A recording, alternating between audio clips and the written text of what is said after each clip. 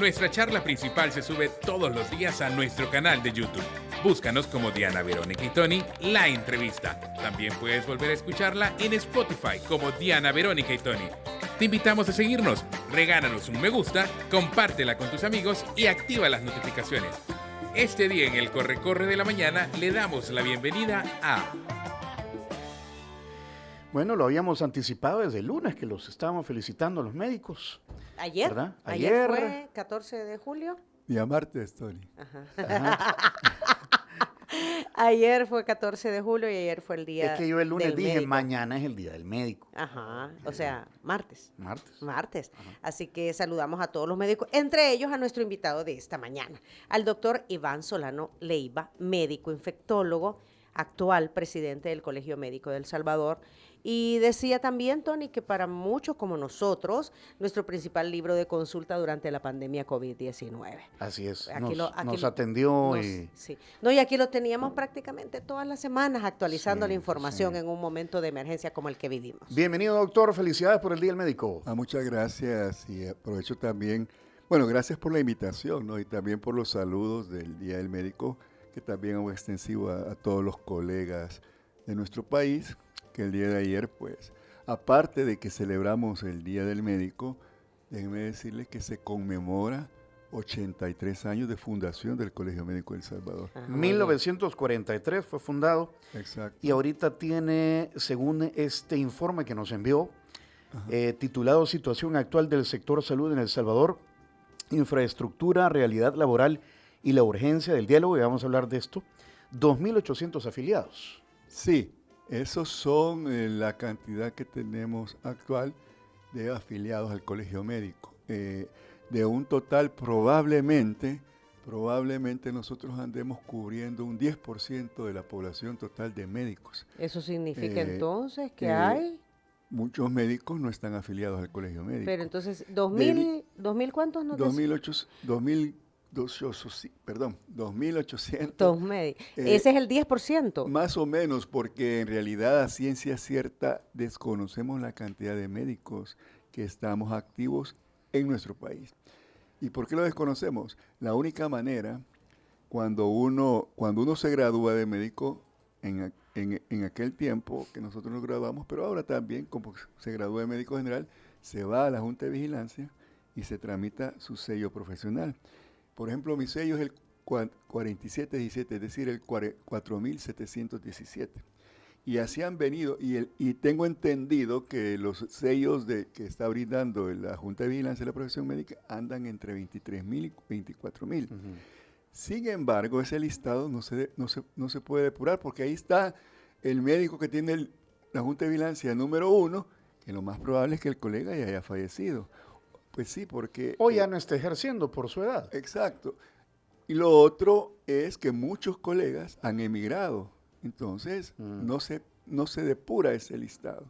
¿Ya? Como para decir los que están activos a nivel local, es lo que usted dice. Exacto. Bueno, nosotros tenemos amigos médicos que ya no están aquí en el país, ¿verdad? Por ejemplo. Ajá. Sí, así. Por eso es que no podemos decir a ciencia cierta la cantidad de médicos que estamos en el país, y hacemos un aproximado de un 10% más o menos. Los que están afiliados. al Colegio Médico. Metiéndole el diente a este informe, comencemos con el tema de la infraestructura.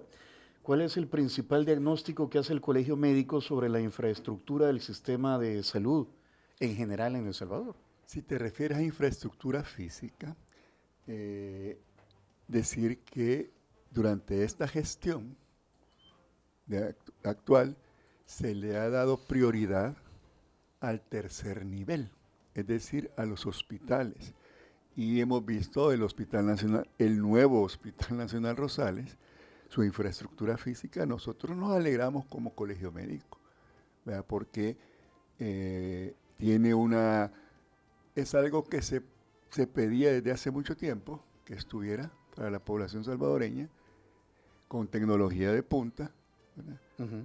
Sin embargo, el problema básico es que no se está solucionando los problemas básicos del sistema de salud salvadoreño. ¿Cuáles son? Porque yo puedo tener aquí donde estamos, bien bonito, como está ahorita, pero si no tengo medicamentos en las farmacias, si no tengo insumos médicos, si no tengo un montón de cosas que son básicas, ¿de qué me sirve tener el última resonancia magnética nuclear? O la cirugía robótica, ¿verdad? Etcétera, etcétera. Entonces, eso es lo que nosotros como colegio médico, en primer lugar, dejar claro, estamos a favor de que la infraestructura física se mejore, pero debemos de solucionar los problemas crónicos del sistema de salud. A ver, doctor, lo que pasa es que el tercer nivel es el hospitalario, ¿verdad? El primer nivel son las unidades de salud, así lo entiendo. A unidades de salud o centros de salud más pequeños. Más ¿no? pequeños, ¿verdad? Exacto. Ok, todo esto es parte de debe ser parte de una estrategia, Exacto. ¿verdad? Entonces, el tercer nivel, que es la hospitalización, obviamente sí se necesita que sea de primer nivel. Claro. Y qué bueno que tenemos todo lo que se ha conllevado en el Hospital Rosales. Pero lo que usted menciona entonces es que en el primer nivel, o sea, la primera atención, para bajar la atención al tercer nivel, es lo que no se está trabajando de la mejor manera posible. No está en base a una estrategia. ¿Es así? Varias cosas interesantes que usted se ha referido, Diana Verónica. En primer lugar, el pecado original que nosotros tenemos como país, y eso siempre ha existido, es que no tenemos un plan nacional de salud que nos indique cuáles son los objetivos a corto, mediano y largo plazo. Ningún gobierno desde de hoy que yo estoy en estas cosas ha tenido un plan nacional de salud. Es decir, entonces, ¿qué pasa normalmente? Hablemos de los gobiernos del PCN. Tuvo su ministro de salud, ¿verdad? Pero él no creó, durante los gobiernos del PCN no se creó un plan nacional de salud. Cuando se hizo la transición a los gobiernos de Arena, el ministro que llegó, perdón, por lo menos, déjenme tomar agüita. Adelante, adelante. El primer ministro de Arena, digamos, vino y lo que hizo, a pesar de que algunos programas pudieran haber estado buenos de los que hizo el ministro del PCN, hizo borrón y cuenta nueva. Y así hemos venido en esa rueda de caballitos. O sea, cada gobierno, borrón y cuenta nueva, y hacen y empiezan. Incluso en las transiciones del mismo partido. Del mismo partido, el nuevo ministro llega y quita las cosas buenas. Cambia. Cosa que ha pasado también en educación.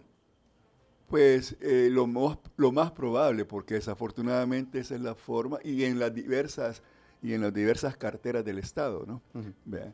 Entonces, ese es un problema, porque si no estamos haciendo las cosas en base a improvisación, en base a algo que se me ocurre que puede ser. Eso es lo que nosotros decimos. Segundo punto importante, hablamos de primeros, segundos y terceros niveles. Nosotros hemos visto con esta gestión, sobre todo, que se ha venido disminuyendo el presupuesto y además la calidad de atención en los servicios de atención primaria, es decir, en los servicios como las unidades de salud, los famosos ECOS, ¿verdad? Equipos comunitarios de salud. Comunitarios de salud, donde se ha ido disminuyendo el presupuesto, se ha ido disminuyendo personal, se han ido cerrando. ¿Verdad? ¿Y esto ha obedecido a qué, doctor? Es una política que ha tomado la actual gestión del Ministerio de Salud, con la cual nosotros creemos que no es la mejor. ¿Por qué? Porque ¿cuál es el papel de los ECOS, de esos equipos locales de salud? Ir a hacer educación en salud, en prevención en salud, ir a enseñarle a la gente, por ejemplo, que no tiene acceso a agua potable, qué otras medidas puede hacer, porque obviamente el equipo local de salud per se no puede ir a proveerles de agua potable, sino que es un esfuerzo interinstitucional, ¿verdad? Pero por lo menos decirle a usted, Diana Verónica, mire, ahorita como no tiene acceso a agua potable, debe hacer estas medidas para tratar de acceder a agua o consumir agua potable. Como no está potable, hiérvala. Exacto, exacto. Por ejemplo. Luego, la vacunación casa por casa que hacen los promotores, en fin. Además, educación en salud de prevención. Ahí nosotros debemos de aprovechar para que la gente no se enferme, a enseñarle medidas de prevención para que no se enferme. Entre ellas la vacunación. Entre ellas Y vacunación. quizás un ejemplo sería este brote de sarampión, doctor, en donde ahorita se está vacunando masivamente, pero ahí se da cuenta uno que hay mucha gente que no está vacunada, mucho niño que no está vacunado.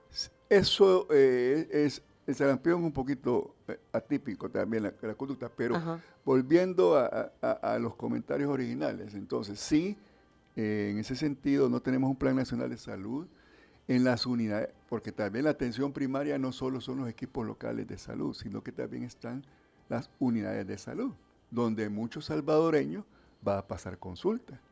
Segundo nivel, hay hospitales de segundo nivel que no son tan especializados, que solo tienen los 4 niveles de especialidad de la medicina interna, cirugía, ginecología, obstetricia y pediatría. Y entonces, ese es el segundo nivel de atención. Y el tercer nivel es el más especializado. Pero, ¿qué pasa con los salvadoreños que llegan a estos primeros, segundos, incluso terceros niveles donde hay consulta externa? ¿Verdad? Donde muchos salvadoreños van y llevan los controles de sus enfermedades crónicas. Cuando ellos van a la farmacia, cuando ellos van al laboratorio para sacar citas, en primer lugar a veces les dicen, mire, las citas de exámenes de laboratorio o de gabinete sumamente tardadas. En meses. Meses. O sea, ya cuando llega de regreso ya es fantasma. Pues sí. O las citas médicas, ¿verdad? De controles. O cuando va a la farmacia le dicen no hay. Va, pero entonces, ¿qué ese es tan un problema. cierto es eso? O sea, varía, es por temporadas, porque es un problema que no solo ha tenido, si existe, que no solo ha tenido este gobierno, lo han tenido todos. Falta de medicamentos o de insumos hospitalarios. Exacto. Ese es un problema crónico que no se ha resuelto. Nadie lo ha resuelto. Y ni siquiera este gobierno. Por eso es que yo tengo la oportunidad de escribir en la prensa gráfica un artículo de opinión y yo le puse a un artículo los mismos de siempre. ¿Vea? Porque son los mismos problemas que nosotros tenemos. Ahora, yo no te puedo, o mejor, ¿quién mejor te puede decir, Tony, que lo que yo estoy diciendo es verdad? Los usuarios del sistema público que van a las unidades de salud, al seguro social, etcétera, etcétera. ¿De qué está pasando esto? La magnitud puede ser variable. Por tiempos el desabastecimiento es máximo, por tiempos se puede mejorar, pero no hay un plan que permita que no se den esos problemas. ¿Me explico? Entonces, O disminuirlos, porque de repente, pues, pero el mira, tema de los es medicamentos. que falta de planificación, Diana Verónica. O sea, es falta de planificación y de presupuestos también, porque podrá haber un planificador muy bueno, pero a la hora de los presupuestos no alcanza para cubrir un año fiscal las compras de medicamentos e insumos médicos. ¿Me explico? Entonces, toda esa serie de problemas hacen que nosotros consideremos como colegio médico que todavía hay mucho que hacer en el país. Doctor, ¿qué tan cierto es también algo que circula en las redes sociales y tal y como insistentemente lo dice Diana Verónica, no debemos creer todo lo que vemos ahí? Es sobre la falta de o deserción de médicos nacionales o extranjeros especialistas en el Rosales, en todo el sistema médico, por toxicidad en las relaciones entre jefes y los médicos. Bueno, mira, Eso esa es una realidad. Y bueno, yo soy un ejemplo de que yo decidí renunciar después de 24 años al Seguro Social, pero lo hice no en esta gestión, lo hice en 2017 durante la gestión del frente que el doctor Segarra Banet, a quien le envío un saludo, era el director general. ¿Ve? O sea, mira, llega un momento que tú te cansas de estar peleando con las autoridades y te altera tu salud mental, lo que se llama el síndrome de desgaste profesional o el burnout. El burnout. Cuando tú te das, bueno, y eso me pasó a mí, yo lo viví en carne propia, que yo me despertaba en la mañana, me bañaba y todo eso, y me enojaba, me levantaba enojado porque yo sabía que tenía que ir al Seguro Social. O sea, eso ya no es tener una salud mental adecuada. Y me enojaba, ¿por qué? Porque me iba a encontrar los mismos problemas y que no se resolvían. ¿Y cuáles eran esos mismos problemas que dice usted que se mantienen? Faltas de insumos médicos, falta de medicamentos. Volvemos a lo mismo. Volvemos a lo El mismo. Niágara en bicicleta. Exacto. Entonces, ahora bien, en aquellos momentos era menor la deserción. ¿Vea? Pero ahora con la nueva gestión, ya digamos de 2022 en adelante, después de que nos llamaron héroes, comienza la situación a cambiar en los centros de salud. Y yo siempre lo he dicho, es una política de ver, oír y callar, ¿me entiendes? Al estilo de las maras. Es decir, tú, Tony, como médico, tú no puedes decirle a un paciente, le voy a prescribir este medicamento y si no hay, cómprelo. Porque si el paciente, o si el paciente te lo solicita, mira doctor, yo sé que no está este medicamento, pero yo voy a hacer el esfuerzo de comprarlo, y tú le prescribes una receta con tu sello, puede ser que el paciente, o se dan cuenta en la institución, en el hospital, y ese es motivo de despido, porque estás evidenciando de que el sistema no es capaz de solucionarte los problemas. O puede suceder otra cosa, que viene el paciente y se va a X, ¿vea? Señor presidente o señor director del Hospital Nacional Rosales. Del Hospital Nacional Rosales. Yo fui a pasar consulta y fíjese que, por favor, ayúdenme porque me dieron esta receta y saca la foto donde está el nombre y el sello del médico. ¿Vea? Entonces, ese colega o esa colega puede ser destituida y así ha sucedido. Es el nivel de toxicidad que hay. ¿Por qué ocurre esto, doctor? Pues como dice aquel comentarista deportivo, vaya usted a saber. Pero saludos, Eugenio Calderón. pero es algo que yo no entiendo. ¿Por qué? Hay déficit de especialistas. ¿Y en qué área sería eso más crítico? Pues mira, igual hay una magnitud, depende, hay áreas que están trabajando solo con un especialista, por ejemplo en el Seguro Social, porque ya se fue, ya renunció la mayoría. ¿Me entiendes? Y a todo esto, ese clima laboral tenso, que tú no te sientes vigilado por todos lados y que aparte de eso tienes un salario que no va. Aquí estábamos viendo lo de los salarios. Entiendo doctor. que los salarios de creo que todos vimos la transmisión de la inauguración del Rosales o la visita del presidente del Rosales. Y habían varios especialistas con acentos extranjeros. Sí, ahora vamos a esa parte, qué bueno que me recordaste. Ya dijimos que muchos médicos salvadoreños hemos venido dejando el sistema público. Muchos han emigrado, otros nos hemos dedicado a la medicina privada exclusivamente. Entonces, ¿qué ha pasado? Hablemos del nuevo Hospital Rosales. El señor presidente en la cadena nacional habló de que se habían contratado 3,000, creo. 3,000 extranjeros. 3,000 salvadoreños, dijo, y 200 extranjeros. Esos fueron los datos que él dijo. Algo que no es cierto. Han sido contratados menos personas. Sí, ese hospital, desafortunadamente. Yo creo que había una urgencia de parte de él de abrirlo. Pero ese hospital, desde antes de abrirlo, no tenía, ni tiene ahorita, la cantidad de personal contratado para dar una calidad de atención. O sea, son mucho menos. Hace falta personal, es lo que usted Hace dice. falta personal, si no, ¿por qué digo esto? ¿No han visto ustedes en las redes sociales también que el mismo gobierno está solicitando personal para el Hospital Nacional Rosales? Ahí sacan las convocatorias. Vea, ¿cómo es posible que yo, administrador, voy a abrir un hospital o un centro de salud X y no lo tengo, o no tengo toda la infraestructura física completamente acabada, montada, o infraestructura de recursos humanos? ¿Vea? Entonces, ¿y qué ha pasado? O sea, eso no cabe, pues, sino que más bien se le ve un manejo de otras cosas, políticas partidarias, de mostrar imagen, ¿vea? No de hacer las cosas en manera técnica.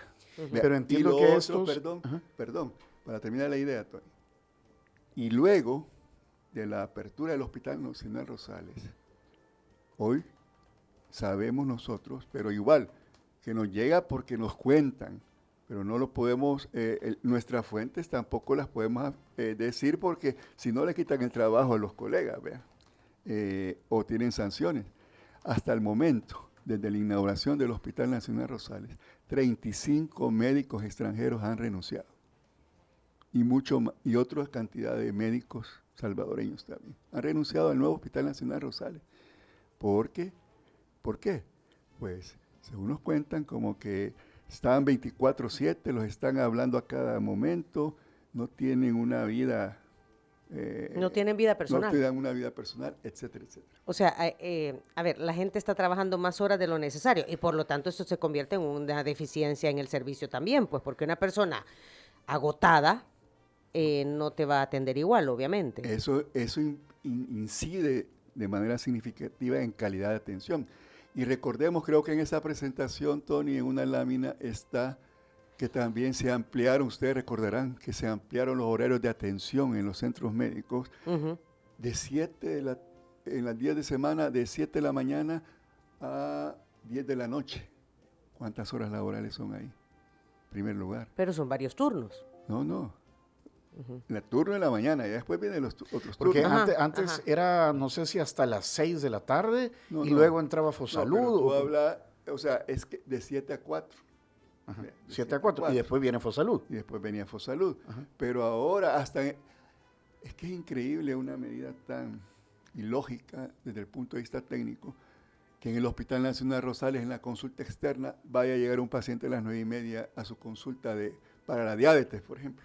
Sí, no, eso es sea, emergencia. y eso, Nada más. Pero Diana, Pero todos sucede. los hospitales, incluidos el nuevo Hospital Rosales, dan consulta externa y en teoría deben de dar atención hasta las 10 de la noche. Horas laborales que no se las pagan adecuadamente al personal de salud. No les aseguran el transporte, Diana, a las 10 de la noche tú, con un salario que no es el adecuado, te toca sacar de tu bolsa todavía para irte a tu casa, por Dios. Aquí dice la ecuación de la explotación y el síndrome del burnout.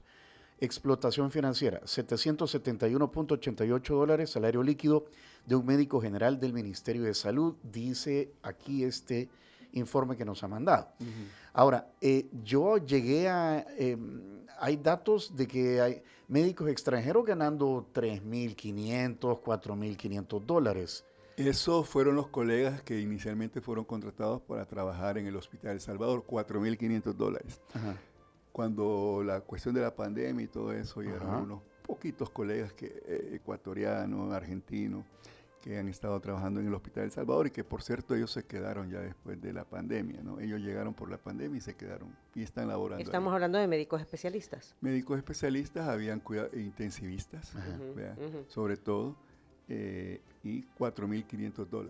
Pero los colegas que han venido al nuevo Hospital Nacional Rosales cuentan también, no podemos nosotros certificar de manera como quisiéramos hacerlo, pero que los salarios pueden andar de $7.000 para arriba, incluye que le dan a uno el apartamento, que puede traer a la familia y otras prerrogativas al médico extranjero. Recordarán ustedes que por las tormentas que hubo hace unas semanas, aquel edificio que evacuaron, porque se dañó. Sí, en la Escalón. Ajá. Pues muchos Colonia de los Escalón. médicos extranjeros ahí vivían. Ahí viven. Entonces, son condiciones y aprovecho. Tenemos un buen amigo en común nosotros que es el doctor Alfonso Rosales. Saludos, doctor Rosales. Saludos, Hasta Cuco, hasta ¿verdad? Cuco, Porque allá Cuco. vive. Belleza. Otro nivel. Otro nivel. Bueno, no sé si ustedes leyeron, él también es columnista del diario Sí, El Mundo. sí. Nos lo envía, de hecho, su Exacto, columna. y ustedes habrán leído un artículo que él escribió que se llamaba Xenofobia del Colegio Médico, algo así, o Xenofobia Médica por parte del Colegio Médico. Ahí sí, ahí sí yo disiento con el doctor. Como colegio médico no somos xenófobos, nunca hemos sido xenófobos. El problema es que las condiciones de trabajo son completamente diferentes y dispares para el médico salvadoreño y para el médico extranjero. ¿Vea? él ponía de ejemplo que en los Estados Unidos, y creo que mencionó otros, Sí, o sea, la en incorporación. en los Estados Unidos, si usted lo va a atender un médico de la India, pues, o sea, y no hay ningún problema. Pero ¿qué ha hecho ese médico de la India para poder ejercer y tener licencia en Estados Unidos para trabajar? En primer lugar, se ha sometido a exámenes. Hay un proceso de incorporación. Hay un proceso de incorporación. Y luego, quienes tienen prioridad en el sistema gringo, en el sistema español, por ejemplo, el MIR, que le llaman en España, por poner ese ejemplo de esos dos, siempre hay prioridad de plazas remuneradas para los nacionales, ¿sí? No para el extranjero. El extranjero es el que queda ahí, puede llegar. Y nosotros decimos dentro del gremio médico, si tú logras entrar a un sistema como el gringo, ya le hiciste. En tu vida ya le hiciste, Ya la lo hiciste. resolviste. Frase salvadoreña, porque se conoce, y de acuerdo como dice él, ¿verdad?, de información que emana de los mismos médicos, que hay especialistas a nivel local que tienen un salario muy inferior de especialistas extranjeros que ahora están en el país. Por ahí va la cosa, doctor. Sí, es que este salario que mencionó Tony, que lo tenemos nosotros en nuestra presentación que les compartimos, de $771, es médico general. Uh-huh. Obviamente yo estoy de acuerdo con ustedes de que un médico especialista no puede recibir un salario tan bajo, ¿verdad? Porque precisamente ha estudiado más y tiene mayores conocimientos, etcétera, etcétera. Pero lo que yo les digo es que el médico especialista salvadoreño, hay una gran diferencia en cuanto a salarios con respecto a lo que gana el colega que ha sido contratado del exterior. Entonces, nosotros lo que pedimos como colegio médico no es que seamos xenófobos y que no querramos que vengan a apoyarnos, ¿verdad? Es que en primer lugar, que tengan las mismas condiciones para poder ingresar a trabajar, ¿verdad? O sea, que lo que yo les estaba comentando en el segmento anterior, ¿verdad? Que yo haga los papeles míos para incorporarme, los haga, ¿verdad? Que haya además prioridad para los médicos nacionales, como es en todo el mundo, ¿verdad? Y no hay problema. Vean, nosotros no estamos en contra de eso. ¿Por qué están viniendo estos colegas? Probablemente porque en sus países también las condiciones de los médicos en sus países no son las más adecuadas. De hecho, este día vamos a tener nosotros un Facebook Live con el presidente de Central Med, un doctor Geraldo Ferreira, que él es brasileño, y se va a hablar de la situación del profesional de salud en la región de Latinoamérica. Y se van a discutir muchas cosas que son bastante similares también que están pasando. Unos en mayor grado y otros en menor grado. Los problemas no son ajenos, Sí, es lo que usted doctor, dice. nos quedan 12 minutos de entrevista. En el informe que usted nos envió y que está socializando con diversos medios de comunicación, hablan de urgencia de diálogo. Entiendo que es con el gobierno. Y en caso de que esto ocurriese, porque entiendo que no, si el colegio médico tiene propuestas concretas para mejorar el sistema. Bueno, mira, nosotros siempre hemos estado dispuestos al diálogo. El diálogo que lo rompió fue el gobierno y se rompió allá por abril de 2021, durante la pandemia, donde se llegó a una reunión. Por cierto, nos recibió el hermano del presidente Bukele, no el presidente Bukele, sino que Karim, creo que es el nombre de él. Sí.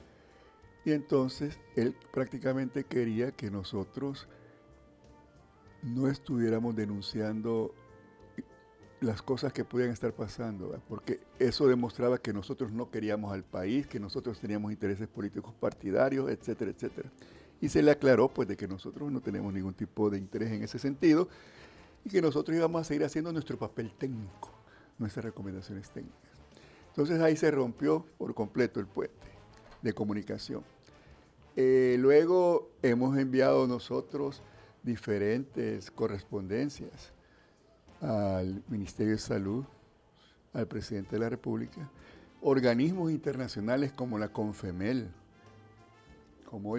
como hoy Central Med, que va a enviar también correspondencia, llaman al diálogo, ¿vea?, con el sector salud, ¿vea?, pero no ha habido respuesta de parte de ellos. La única respuesta que tuvimos fue en su momento, allá por 2025, ¿se acuerdan del problema de los internos? Cuando despidieron a internos y de todo aquel problema. Con el doctor Roberto Montoya, anterior presidente del Colegio Médico, lo acompañamos a pedir una audiencia con el ministro de Salud para discutir la situación de los internos. Y él no nos contestó, sino que hasta cuando ya se le vencía el tiempo administrativo y dijo que él no se reunía con el Colegio Médico porque éramos una entidad político-partidaria. Nada más alejado de la realidad. En fin, y quiero mostrarles lo último que relacionado al diálogo. El próximo lunes 20 y martes 21 vamos a recibir una visita de cortesía de parte del presidente de CONFEMEL, de la Confederación Médica Ibero-Latinoamericana y del Caribe, que representa más de 2,5 millones de médicos a nivel de la región. El Colegio Médico forma parte de él, y en su última asamblea de CONFEMEL en abril en Quito, uno de los acuerdos fue autorizar al presidente de CONFEMEL que viniera a El Salvador a interceder, primero mostrar un apoyo al gremio médico salvadoreño y segundo a buscar una reunión con el presidente de la República y con el ministro de Salud, ¿verdad?, para estimular un diálogo, ¿verdad? Y aquí tenemos, no sé si estamos también en Facebook Live, así es. Entonces, aquí muestro, estas son cartas enviadas de parte de CONFEMEL al señor ministro de Salud, donde se le pide una audiencia. También la misma Colegio Médico también le ha enviado al señor ministro de Salud. Nos la recibieron el 9 de julio y estamos pidiendo una reunión. Y lo mismo al señor presidente de la República, tanto por parte del Colegio Médico como por parte de CONFEMEL. Y básicamente, ¿qué queremos en esa reunión? Básicamente uno es hablar de la importancia del diálogo, que ambos, tanto el gobierno como nosotros como sector salud, estamos interesados en que las políticas de salud que se estén dando sean de beneficio de la población, de la salud salvadoreña. Y además, estamos pidiendo de que se establezca una mesa de diálogo para resolver la situación de los trabajadores de salud que fueron cesados de su trabajo de manera sin seguir los debidos procesos en diciembre de 2025, que hasta la fecha no les han entregado su indemnización según la ley. Por el tiempo, también lo vi, no sé si era una transmisión o una conferencia de prensa, hablando de participación política, desmarcando al Colegio Médico de la candidatura o posible candidatura por el FMLN a la presidencia del doctor Rafael Aguirre, secretario general del CIMETRIS. Así es. Quiero decir de que nosotros como Colegio Médico desde hace 83 años hemos sido una institución que no participamos en política partidaria como institución. Que algún miembro del Colegio Médico haya optado por participar en política partidaria es otra cosa. Es una cuestión personal, es lo que usted dice. Es una cuestión personal. En el caso del doctor Aguirre, igual nosotros reafirmamos que como institución, y se lo hicimos saber a él cuando pidió una reunión con Colegio Médico, el doctor Aguirre, antes de que se supiera que iba de candidato de manera pública, de que nosotros no esperara del Colegio Médico un apoyo institucional a su candidatura. Se lo dejamos claro y eso fue lo que manifestamos. Además, manifestamos también en esa conferencia de prensa, bueno, que fue una pregunta de los periodistas durante esa conferencia de prensa, que hasta donde nosotros sabemos, el doctor Aguirre no ha perdido sus derechos de ciudadano. Por lo tanto, la Constitución permite que cualquier ciudadano que no tenga problemas con la ley pueda participar en política partidaria, inscribirse en un partido político y ser candidato, en este caso. Buscar la candidatura, buscar ¿verdad? candidatura, porque las ¿verdad? elecciones son este fin de semana. Sí, el domingo. El 26 de julio. No, el 19 van a ser. Este domingo. Yo creo que no le gusta el fútbol a los del FMLN, porque van a estar en medio. Bueno, es que la ley de partidos políticos así lo establece, ¿verdad? Que tienen que haber elecciones internas. También dijo, ponía en duda que los médicos que están atendiendo en Doctor SV ya están graduados, o sea que hay estudiantes de medicina. Sí, es otra información que nosotros tenemos. Si ustedes se acuerdan, cuando se lanzó en noviembre de 2025 Doctor SV, se nos dijo por parte de las autoridades que los salvadoreños iban a ser atendidos por profesionales. Pero conforme se ha ido desarrollando el plan de Doctor SV, desde enero se han estado, porque también hay mucho recambio de médicos, porque muchos renuncian también por las condiciones de precarización laboral a las que son sometidos, etcétera, etcétera. Entonces, han optado de colocar estudiantes de 7º año de la carrera, lo que llamamos nosotros cuando uno hace el internado, le dicen, vaya Diana, va a ir a hacer el internado a Doctor SV, cuando a mí me mandaban en los diferentes hospitales de salud pública a hacer mis diferentes rotaciones. Ujú. Y además también a médicos en servicio social. Perdón, no son médicos, estudiantes de servicio social, que son los estudiantes de 8º año en la carrera. Que por cierto, yo mi servicio social lo hice en una unidad de salud allá en Estanzuela, a quien le guardo muchos recuerdos y saludos a la gente de Estanzuela. Usulután. Usulután, en el norte de Usulután. Pero ahí lo están haciendo, su año social. Ahora, pregunto, acá, ¿qué dice en este caso la Junta de Vigilancia de la Profesión Médica, que es la que debe vigilar que la calidad de los médicos que brindan, en este caso, ellos son estudiantes, sean lo que son? Recordemos la CONADEM también. La CONADEM, ¿por qué surgió? Porque también nos dijeron que era para certeza suya como paciente y mía como profesional de que está siendo atendido Por un profesional. Entonces, eso está pasando. Y otra cosa, Tony, nos dimos cuenta a través de una denuncia que hizo una colega colombiana, que también hay médicos colombianos, y no sé si solo colombianos o de otra nacionalidad, que desde Colombia están dando consulta. Y ella denunció a través de la tecnología. Sí, y ella denunció de que había sido despedida, pero que prácticamente la denuncia que ella hizo es que Google estaba utilizando la información para tener sus propios algoritmos y toda esta cuestión. ¿Vea? Eso fue lo que ella denunciaba, ¿no? Y lo pueden buscar en redes sociales, la denuncia que ella hizo. Ok, doctor, son las 8:57, tenemos que ir finalizando. Mientras todo esto sucede, yo quisiera también remarcar el conocimiento científico que emana desde los médicos en este país. Y es que recientemente el doctor Carlos Ortega, dice, fue destacado, ¿verdad?, como investigador principal de un estudio que permitió identificar por primera vez en El Salvador los genotipos 1 y 2 del virus Epstein-Barr en linfomas de Hodgkin pediátricos. ¿De qué se trata? ¿Cómo se hace esto? Bueno, en primer lugar, el doctor Carlos Ortega es el jefe del Laboratorio de Virología de la Facultad de Medicina de la Universidad de El Salvador. Y un saludo para él. Saludo. Y si no nos está escuchando, que le cuenten. Sí, y también darle como antecedente las contribuciones que el doctor Ortega y su equipo han hecho. Ustedes saben que el Laboratorio de Virología, recuerden que también de la Universidad de El Salvador fueron los que secuenciaron el virus del SARS-CoV-2 por primera vez en El Salvador, porque obviamente en otros lugares lo han secuenciado. Dicho esto, no es el primer trabajo importante que ellos hacen. Es uno de los trabajos importantes. Es uno de los trabajos importantes que han brindado. Segundo, nosotros sabíamos ya que ya está demostrado que el virus de Epstein-Barr, que es el famoso, aquel que nos da la enfermedad del beso, es un virus con potencial de desarrollar cáncer. A todos aquellos que hemos tenido mononucleosis infecciosa, o también conocida como enfermedad del beso, ese virus se queda como latente ahí y con los años puede activarse y terminar en cáncer. Y en los famosos linfomas de Hodgkin o no Hodgkin. Su servidor, yo tuve linfoma no Hodgkin.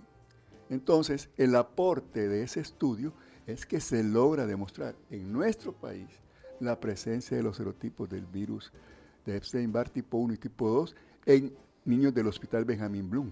¿Qué significa eso? ¿Qué significa eso, doctor? En primer lugar, es un aporte académico importante para nuestra realidad. O sea, estamos demostrando lo que ya se sabía, pero lo estamos haciendo con la capacidad nuestra. Y aquí me permito, antes de terminar, de recordar ese tipo de profesionales. Hay muchos en nuestro país. Yo recuerdo al señor presidente que dijo que el médico salvadoreño le iban a venir a enseñar. desconoce el señor presidente la calidad de médicos que hay en este país, la calidad de médicos que han tenido que irse del país por falta de oportunidades y muchas cosas, y que actualmente son jefes de servicio, docentes universitarios en el extranjero, ¿verdad? Entonces, en ese sentido, pues, este es un ejemplo de la calidad de médicos que hay en nuestro país, como el doctor Ortega, a quien le mandamos saludos y felicitamos. Y que es uno de los temas que ustedes buscarían. Le gusta caminar también, entonces. Qué bien, qué bien. Y caminar es bueno, ¿verdad? Para la salud. Muy bien, doctor, gracias por sus apreciaciones. Son las 9 de la mañana con 1 minuto. 9:01. Creo que lo vamos a ver la próxima semana, porque por la visita internacional que van a tener, vamos a estar muy atentos a todas esas actividades. Gracias, doctor, por su tiempo. Y bueno, ¿qué hay que hacer para volver a ver o a escuchar esa entrevista? Ponga mucha atención a lo siguiente. Muchas gracias por acompañarnos en nuestra entrevista. Para volver a escucharla e incluso verla, visita nuestro canal de YouTube Diana Verónica y Tony. Búscala como La Entrevista. También puedes encontrarla en Spotify como Diana Verónica y Tony. Te invitamos a seguirnos, regálanos siempre un me gusta, compártela con tus amigos y activa las notificaciones.